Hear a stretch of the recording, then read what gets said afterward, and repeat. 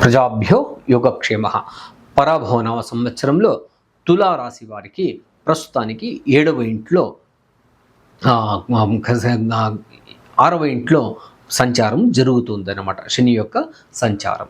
దీనివల్ల మనకు ఎలాంటి ప్రయోజనాలు ఇప్పుడు కలుగుతున్నాయి అంటే, ఫిబ్రవరి వరకు శత్రుజయం, రుణ బాధలు తొలగిపోవడం, రుణాలు ఇవ్వాల్సిన వాళ్ళు సమయానికి ఇవ్వడం, ఇట్లాంటివన్నీ కూడా జరుగుతున్నాయన్నమాట.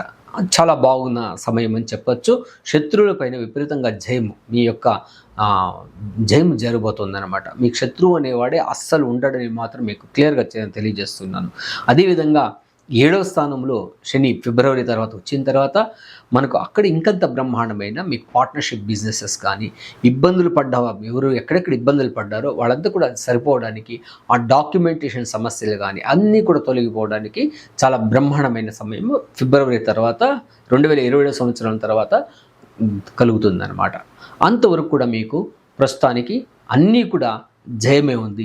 మీకు కాస్త ఆరోగ్యంలో కాస్త జాగ్రత్తగా తీసుకోవాలి, ఎందుకంటే అది కాస్త మిమ్మల్ని సోమారితనం చేయడానికి చాలా ఎక్కువ అవకాశం ఉంది. కాబట్టి ఆ శని యొక్క ప్రభావాన్ని తగ్గించుకోవడానికి, ఎక్కువ నిద్ర నుండి బయటపడడానికి కానీ మీరు కాస్త ప్రొయాక్టివ్గా ఉండడం, సమయానికి తినడం, అదే తర్వాత సమయానికి రెస్ట్ తీసుకోవడం కూడా చాలా ఇంపార్టెంట్.